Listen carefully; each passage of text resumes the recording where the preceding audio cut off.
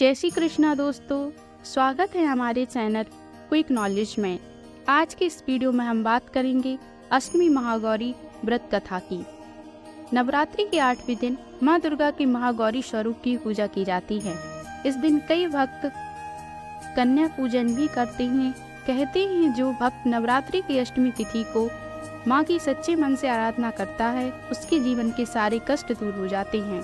माँ दुर्गा अपने महागौरी स्वरूप में भक्तों की सारी मुरादें पूरी करती हैं। मान्यता है कि माँ दुर्गा ने अष्टमी के दिन ही राक्षस महिषासुर का वध किया था।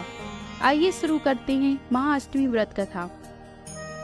पौराणिक मान्यताओं के अनुसार असुरों के राजा दंभ को पुत्र की प्राप्ति हुई, जिसका नाम उसने महिषासुर रखा।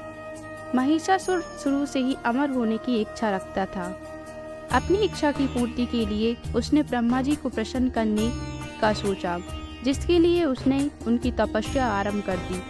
महिषासुर की तपस्या से प्रसन्न होकर ब्रह्मा जी ने उसे मनचाहा वरदान मांगने के लिए कहा। उसने ब्रह्मा जी से अमर होने का वरदान मांगा, लेकिन ब्रह्मा जी ने महिषासुर की इस मांग को नहीं माना और इसके बदले में उसे कोई दूसरा वरदान मांगने को कहा। तब महिषासुर ने ब्रह्मा जी से कहा, मुझे ऐसा वरदान दीजिए कि मुझे ना तो कोई दैत्य, ना मानव और ना ही देवता कोई भी मेरा वध ना कर सके।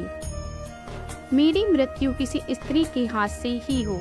ब्रह्मा जी ने महिषासुर की यह इच्छा पूरी करते हुए उसे वरदान दे दिया, जिसके बाद वह अहंकार में अंधा होकर सभी पर अत्याचार करने लगा।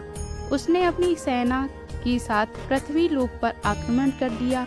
पृथ्वी पर चारों तरफ हाहाकार मच गया।